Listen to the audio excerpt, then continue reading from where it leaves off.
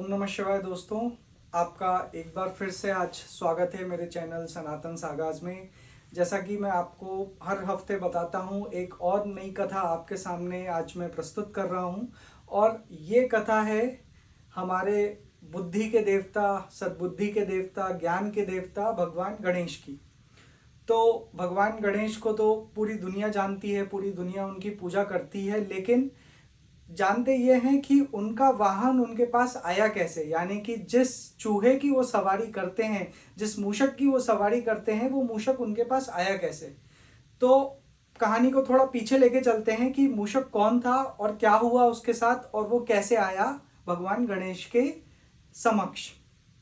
तो पुरानी बात है, जब उसका नाम हुआ करता था क्रौच। क्रौच एक गंधर्व था और वो बहुत ही अच्छा संगीतकार था, बहुत ही अच्छा संगीत बजाता था और शायद देवराज इंद्र की सभा में भी था वो। तो एक बार ऋषि वामदेव उस सभा में आए।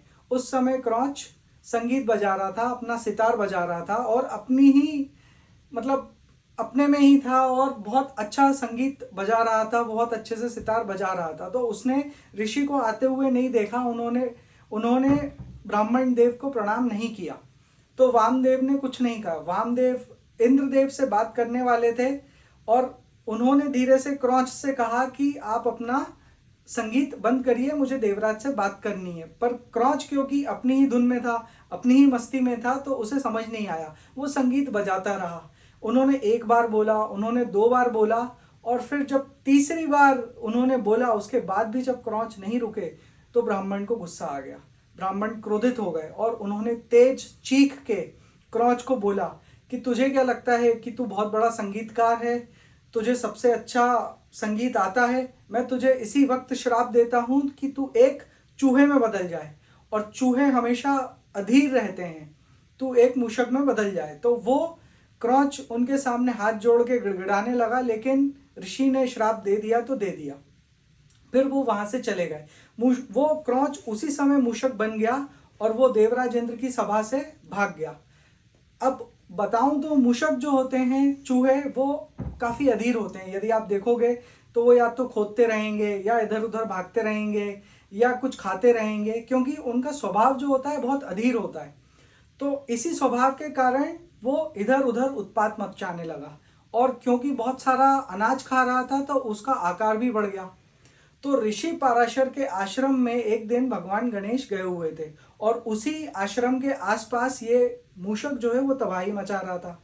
भगवान गणेश को इस बात का पता चला कि कोई मूषक बहुत ज्यादा तबाही मचा रहा है, खेत बर्बाद कर रहा है, अनाज बर्बाद कर रहा है, तो इसे रोकना चाहिए। उन्होंने अपना पाश निकाला और उस पाश को फेंका और उस मूषक को पकड़ लिया। जब उस मूषक को पकड़ा, उसे लेके वो कैलाश गए। कैलाश ले जाने के बाद उस पाश से उन्होंने उसे छोड़ा और वो वापस क्रौच में बदल गया। तो उसने बोला कि प्रभु, आपने मुझे मेरे श्राप से मुक्त करा है, कृपया करके मुझे आप अपना वाहन बना लीजिए। तो भगवान गणेश ने कहा कि ठीक है, लेकिन तुम मुझे एक वचन दो कि तुम कभी भी किसी का अनादर नहीं करोगे, कभी भी उत्पात नहीं मचाओगे और अपने मन को स्थिर रखोगे। तो क्रौच ने उन्हें वचन दिया, जी प्रभु, मैं अपने मन को स्थिर रखूंगा और कभी भी उत्पात नहीं मचाऊंगा। वो वापस मूषक बन गए और भगवान गणेश ने उन्हें अपनी सवारी के स्वरूप में अपना लिया। तो भगवान गणेश ने जब उस मूषक को अपनी सवारी के स्वरूप में अपनाया, तो उससे आप ये निष्कर्ष भी निकाल सकते हैं कि भगवान गणेश का जो मन है, जो उनका अपने मन के ऊपर कंट्रोल है, वो सबसे ज्यादा है, क्योंकि वो ऐसे सवारी के ऊपर बैठे हुए हैं जो अधीर रहता है। तो इसलिए वो केवल रिद्धि सिद्धि बुद्धि इन सबके स्वामी होने के बावजूद चंचल मन को कंट्रोल करने वाले भगवान हैं। तो जिसका भी मन बहुत चंचल हो और फोकस पाना चाहता हो, वो भगवान गणेश की आराधना करे। तो दोस्तों, इसी के साथ ये वाला अध्याय समाप्त हुआ। हर हर महादेव।